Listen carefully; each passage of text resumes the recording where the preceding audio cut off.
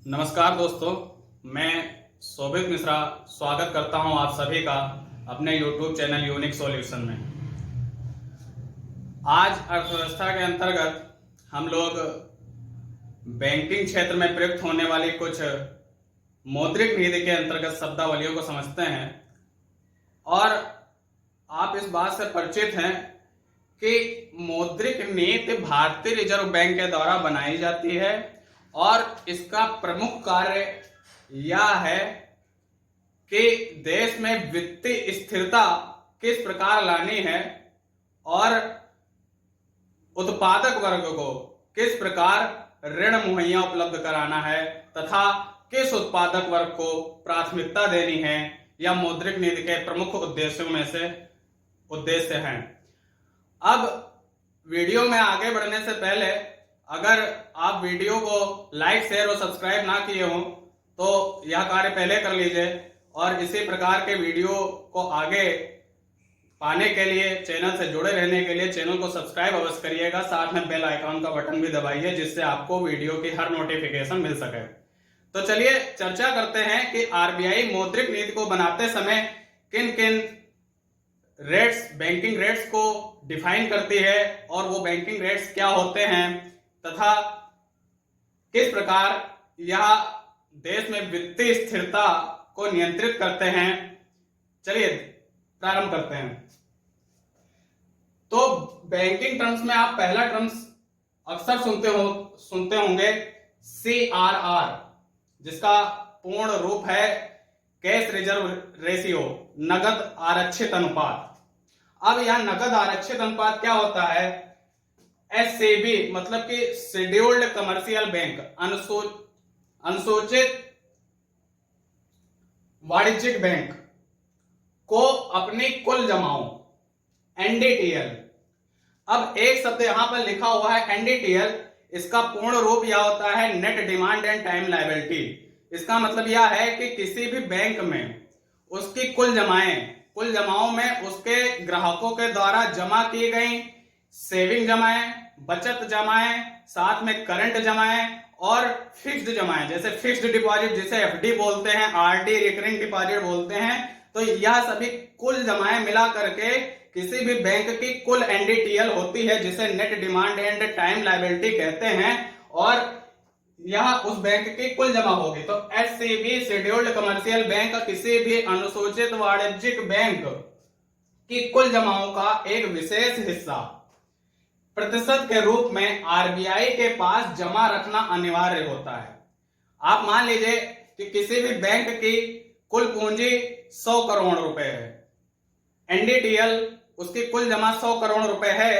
अब मान लीजिए कि उस बैंक ने आरबीआई के द्वारा मौद्रिक नीति जारी करते समय यह निर्देश दिया गया कि CRR कैश रिजर्व रेशियो 4% होना चाहिए।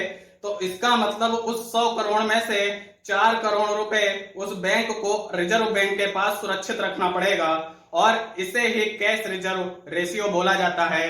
तो किसी भी शेड्यूल्ड कमर्शियल बैंक को अपनी कुल जमाओं का एक विशेष हिस्सा आरबीआई के पास नगद रूप में रखना अनिवार्य होता है और यह एक प्रतिशत के द्वारा निर्धारित किया जाता है जिसे CRR कैश रिजर्व रेशियो बोला जाता है और यह अक्सर 3 से 15% के बीच में रहता है। वर्तमान समय में CRR जो है वह 4% है। वर्तमान समय में CRR 4% है। अब बात कर लेते हैं SLR, स्टैच्यूटरी लिक्विडिटी रेशियो, सांविधिक तरलता अनुपात। शेड्यूल्ड कमर्शियल बैंक, अनुसूचित वाणिज्यिक बैंकों को अपनी कुल जमाओं NDTL का एक विशेष हिस्सा अपने ही पास, आरबीआई के पास नहीं, अपने ही पास गैर नगद रूप में रखना अनिवार्य होता है। यह आरबीआई एक प्रतिशत के द्वारा हर मौद्रिक नीति जारी करते समय अपनी मौद्रिक नीति में बता देता है कि इतना प्रतिशत या लमसम 25 से 40% के बीच में होता है। अब जरा इसको पूरा समझें कि वहां पे तो था कि NDTL का एक विशेष प्रतिशत हिस्सा आरबीआई के पास रखना है और यहां पर है कि उसकी कुल NDTL का एक विशेष प्रतिशत हिस्सा बैंकों को अपने ही पास रखना है और इसका नाम SLR स्टैट्यूटरी लिक्विडिटी रेशियो क्यों है, सांविधिक तरलता अनुपात, क्योंकि जो यह हिस्सा बैंक अपने पास रखेंगे यह किसी नगद रूप में नहीं होगा या तरल रूप में होगा, जिसे बैंक स्वेच्छा से किसी तरल रूप में अपने पास रख सकती हैं। साधारणतः आपने पढ़ा होगा गोल्ड के रूप में, लेकिन व्यवहार में जो आजकल प्रचलन में है, बैंक गोल्ड के रूप में इस रुपए को नहीं रखती हैं, वे इस रुपए को सरकारी प्रतिभूतियों में इन्वेस्ट कर देती हैं। बैंक उस रुपए से सरकारी प्रतिभूति खरीद करके, मतलब कि वह नगद रूप में तो रह नहीं गया। जब सरकारी प्रतिभूति खरीदते समय बैंक ने वह रुपया सरकार को दे दिया और सरकार से एक प्रतिभूति खरीद लिया, तब बैंक के पास तो वो नगद तो रुपया है नहीं, जो इस SLR की कंडीशन को फॉलो करता है कि तरल रूप में होना चाहिए। कुल जमाओं का एक हिस्सा गैर नगद रूप में तरल रूप में होना चाहिए, तो या तो गोल्ड हो, और व्यवहार में जो आजकल चल रहा है वह जो सरकारी पत्र होते हैं बैंक के, उनको खरीद लेती हैं और एक सरकार को उतना रुपया दे करके उस परिसंपत्तियों को जब अपने पास रखती हैं, तब सरकार द्वारा उनको ब्याज भी उस पर प्राप्त होता है। तो बैंकों को इस पर दोहरा लाभ होता है, एक तो वो अपने बैंक का SLR भी मेंटेन करती हैं और साथ में वह सरकारी प्रतिभूतियों पर ब्याज भी पा जाती हैं। तो यह सामान्यतः 25 से 40% के रूप के बीच में होता है और वर्तमान समय में जो SLR है वह 18% है। तो CRR और SLR, CRR में NDTL का एक विशेष हिस्सा RBI के पास रखना होता है, SLR में NDTL का एक विशेष हिस्सा बैंक को अपने पास ही तरल रूप में रखना होता है, और यह तरल रूप या तो गोल्ड का हो सकता है, और व्यवहार में आजकल बैंकें सरकारी प्रतिभूतियों में रुपया इन्वेस्ट करती हैं, उनको खरीद लेती हैं और सरकार के साथ साथ उनको ब्याज भी मिलता है उस प्रतिभूतियों पर, और साथ में उनका SLR भी मेंटेन होता है। अब इन दोनों का प्रमुख उद्देश्य क्या है कि आखिर CRR और SLR क्यों RBI के द्वारा मौद्रिक नीति में प्रकाशित की जाती है। तो इसका प्रमुख उद्देश्य यह है कि अगर मान लीजिए किसी समय बैंक के ऊपर वित्तीय संकट आ जाए और बैंक डूबने की स्थिति पे या पूरी तरीके से दिवालिया होने की स्थिति पर आ जाए, तो बैंक का रुपया अगर किसी समय डूब गया तो अपने ग्राहकों को वह किस प्रकार से बचे हुए रुपए को देने में सक्षम हो पाएगी, या कुछ ऐसा RBI अपनी तरफ से प्रावधान करती है कि उस बैंक को पूरी तरीके से डूब लेने से बचा लिया जाए। तो जब बैंक इस स्थिति में आ जाएगी कि यदि वह वित्तीय संकट में है, तब यह CRR और SLR RBI के द्वारा अनुमति दे दी जाती है कि वह अपने वित्तीय संकट से उबरे CRR और SLR का प्रयोग करके। तो मेरे ख्याल से आप समझ पाए होंगे कि CRR और SLR क्या होता है। अब बात कर लेते हैं, और SLR वर्तमान में 18% है, CRR अभी वर्तमान में 4% है। हर मौद्रिक नीति बनाते समय जब मौद्रिक कमेटी की बैठक होती है तो यह बैंक रेट चेंज होती है, तो आप जब कभी भी वीडियो को देखें उस समय मौद्रिक इन CRR और SLR को आप अवश्य चेक कर लें कि वर्तमान समय में क्या चल रही है। बैंक दर, वह ब्याज दर जिस पर RBI द्वारा अपने ग्राहकों को दीर्घावधि ऋण दिया जाता है। अब मैं आपको यह बताना चाहूंगा कि अगर आपने RBI के बारे में पहला वीडियो नहीं देखा है तो आप उसको जरूर देखें।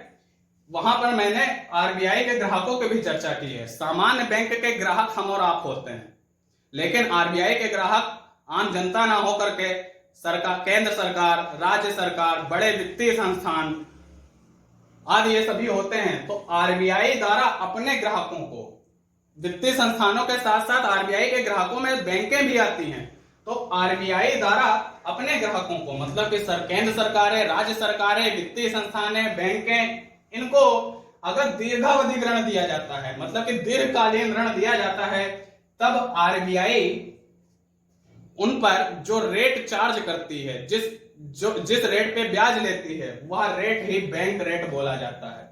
और वर्तमान समय में बैंक रेट 4.25% है। ठीक है, अब बात कर लेते हैं रेपो दर क्या होती है। तो ब्याज दर वह ब्याज दर जिस पे RBI अपने ग्राहकों को लघु अवधि ऋण उपलब्ध कराता है। लघु अवधि ऋण उपलब्ध कराता है, इसका भी मतलब समझ लीजिएगा। ग्राहक को आप समझ गए RBI के कौन है, केंद्र सरकार, राज्य सरकार, वित्तीय संस्थान और बैंक के। तो इनको लघु अवधि ऋण, लघु अवधि ऋण कहने, दीर्घ अवधि ऋण का मतलब हो गया कि वह गिनती सालों में हो सकती है, और लघु अवधि ऋण का मतलब अभी वर्तमान समय में 7 दिन, 14 दिन, 28 दिन यह लघु अवधि मानी जाती है। तो अगर आरबीआई के ग्राहक आरबीआई से लघु अवधि के लिए, इस समय के लिए अगर 7 दिन, 14 दिन, 28 दिन, इस समय के लिए लघु अवधि के लिए अगर आरबीआई से ऋण लेते हैं, तब आरबीआई उन पर जिस दर से ब्याज लेती है वह दर ही रेपो दर बोली जाती है, और यह रेपो दर वर्तमान समय में 4% है। बहुत सरल है, ध्यान से समझिए, बहुत सरल है। यह वर्तमान समय में 4% है। तो वह दर जो आरबीआई अपने ग्राहकों को ऋण देते समय लघु अवधि के लिए चार्ज करती है, वह दर ही रेपो दर कहलाती है। वर्तमान समय में यह 4% है। अब बात कर लें कि रिवर्स रेपो दर क्या है। उल्टा रेपो दर का उल्टा, रेपो दर का उल्टा, रेपो दर में क्या था, नाम ही है रिवर्स रेपो दर। रेपो दर का उल्टा, रेपो दर में था कि आरबीआई अपने ग्राहकों को लघु अवधि ऋण उपलब्ध कराती है, लेकिन अगर इसका उल्टा हो जाए, आरबीआई अपने ग्राहकों से ऋण ले ले, आरबीआई द्वारा अपने ग्राहकों से लघु अवधि के ऋणों पर दी जाने वाली ब्याज दर, इस समय जो ग्राहक हैं आरबीआई के, केंद्र सरकार, राज्य सरकार, बड़े वित्तीय संस्थान और बैंक के, ये जो आरबीआई के ग्राहक हैं, अगर आरबीआई इनसे रुपया लेती है, तो जब आरबीआई उनसे रुपया लेगी तो आरबीआई भी तो कुछ ब्याज उनको देगी, और वो भी लघु अवधि के लिए। लघु अवधि के लिए आरबीआई द्वारा अपने ग्राहकों से लिए गए रुपए पर दिए जाने वाली ब्याज की दर ही रिवर्स रेपो दर कहलाती है। अब आप यह कह सकते हैं कि आरबीआई के पास किस पैसे की कमी हो सकती है और आरबीआई क्यों लोन लेने लगेगी। आरबीआई दरअसल लोन नहीं लेती है, आरबीआई केंद्रीय बैंक है, उसके पास सारी प्रकार की वित्तीय सुविधाएं हैं, उसे लोन लेने की आवश्यकता नहीं है। लेकिन जरा समझें इस बात को कि देश का अगर कोई बड़ा वित्तीय संस्थान है, बात कर लें जैसे टाटा है, जियो है, अगर इनके पास में अपनी आवश्यकता से अधिक धन है, तो क्या ये नहीं चाहेंगे कि ये किसी बैंक में जमा करें। अब इनका रुपया ये कोई हजारों में या लाखों में तो होगा नहीं, इनका रुपया लाखों करोड़ में होगा, तो इतनी बड़ी धनराशि को केंद्रीय बैंक ही एक्सेप्ट करती है, और वह चाहते हैं, क्योंकि वह धनराशि वह वित्तीय संस्थान अपने पास नहीं रखेंगे, वह चाहते हैं कि उस धनराशि से उनको कुछ ना कुछ उस पर ब्याज भी मिल जाए। तो वो वित्तीय संस्थान क्या करेंगे, वो रुपया आरबीआई को देंगे, और बदले में जो आरबीआई है उन वित्तीय संस्थानों को वह रुपया तो वापस करेगी ही, जिस समय के लिए दिया उतने समय के लिए ब्याज भी देगी। अब आरबीआई उस रुपए को लेकर क्या कर सकती है, आरबीआई उस रुपए को लेकर के सरकारों को दे सकती है, जिससे सरकार देश भर में विकास के कार्यों में वह रुपया इन्वेस्ट कर सकती है। तो यह बात आपको समझ में आ गई कि रिवर्स रेपो दर, और रिवर्स रेपो दर हमेशा रेपो दर से कम होती है। रिवर्स रेपो दर वर्तमान समय में 3.35% है। अब अगला एमएसएफ। एमएसएफ का पूर्ण रूप होता है मार्जिनल स्टैंडिंग फैसिलिटी। 2011-12 की मौद्रिक नीति में एमएसएफ का प्रस्ताव पहली बार लाया गया, और अब यह बात समझें कि एमएसएफ होता क्या है। यह 4 रेट से सब कोई परिचित है, एमएसएफ को जरूर समझें। 2011-12 की मौद्रिक नीति में प्रथम बार एमएसएफ का प्रस्ताव लाया गया, और अगर किसी बैंक को आरबीआई से लोन लेना है, वह भी रातों रात, रातों रात का मतलब बहुत ही जल्दी, इस रातों रात का मतलब समझिएगा, रातों रात का मतलब केवल शब्दों पे मत जाइए, बहुत जल्दी। अगर किसी भी बैंक को आरबीआई से बहुत जल्दी लोन लेना है, और इस स्थिति में आरबीआई जो होगी उस बैंक को लोन दे देगी एमएसएफ के अंतर्गत, मार्जिनल स्टैंडिंग फैसिलिटी के अंतर्गत। लेकिन यह बात ध्यान रखिएगा, अभी आपने पढ़ा था कि जो बैंकें होती हैं, जो आरबीआई के ग्राहक हैं, वह आरबीआई से लोन ले सकते हैं रेपो दर पे।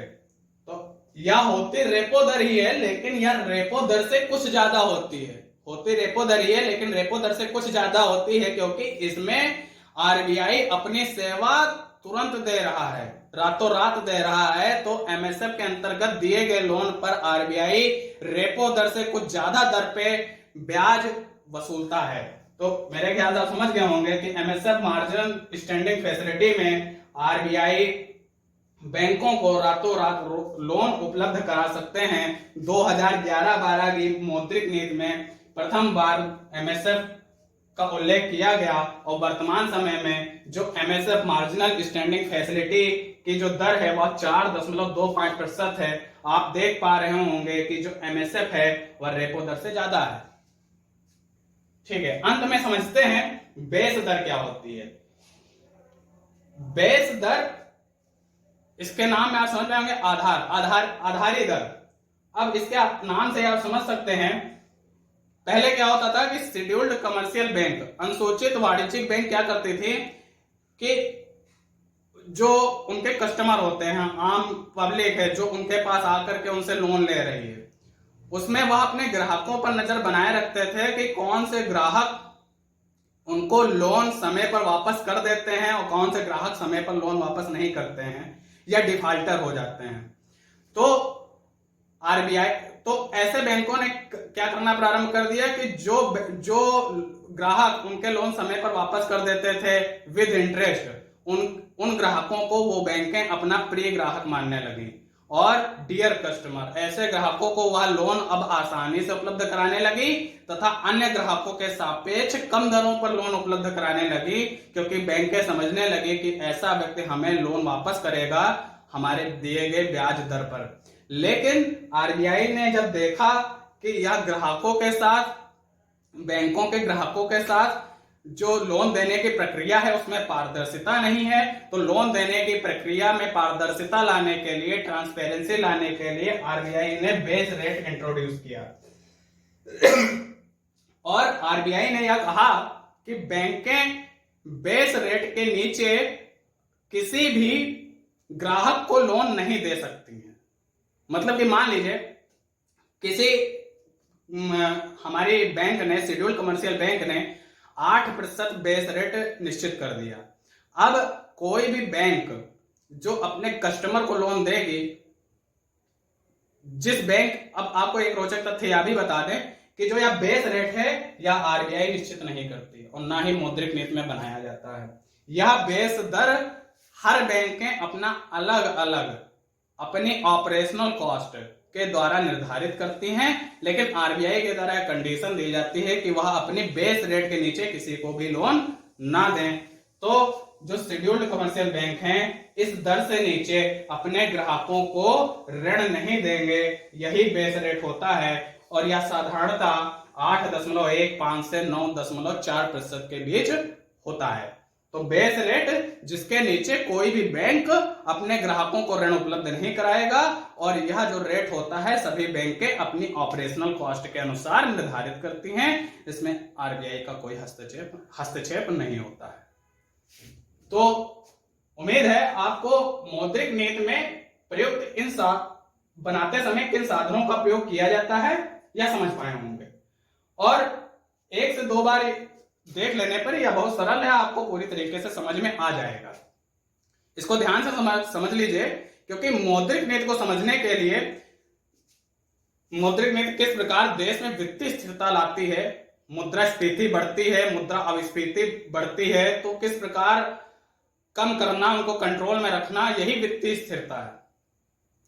और इसको समझने के लिए इन टर्म्स का, इन शब्दावलियों का ज्ञान होना आवश्यक है। तो उम्मीद है आप यह सभी शब्दावलियां समझ पाए होंगे और ध्यान में रख पाए होंगे। तो इसी के साथ इस वीडियो का अंत करते हैं, और वीडियो को लाइक, सब्सक्राइब और शेयर अवश्य करिए। धन्यवाद।